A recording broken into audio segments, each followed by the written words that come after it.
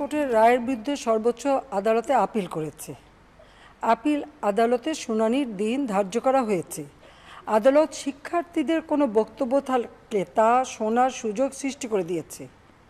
এই আইনি প্রক্রিয়ার মাধ্যমে সমস্যা সমাধানের সুযোগ রয়েছে। এই আইন প্রক্রিয়া সমাধানের সুযোগ থাকা সত্ত্বেও রাস্তায় আন্দোলনে নেমে দুষ্কৃতিকারীদের সংঘাতের সুযোগ করে দেবেন না। সর্বোচ্চ আদালতের রায় আসা পর্যন্ত ধৈর্য ধরে অপেক্ষা করার জন্য আমি সকলকে বিশেষভাবে অনুরোধ জানাচ্ছি। আমার বিশ্বাস আমাদের ছাত্র সমাজ উচ্চ আদালত থেকে ন্যায় বিচারই পাবে, তাদের হতাশ হতে হবে না। ইনশাল্লাহ মুক্তিযুদ্ধের চেতনায় আমাদের প্রিয় মাতৃভূমিকে সকলের সহযোগিতায় স্মার্ট বাংলাদেশ হিসেবে গড়ে তুলব।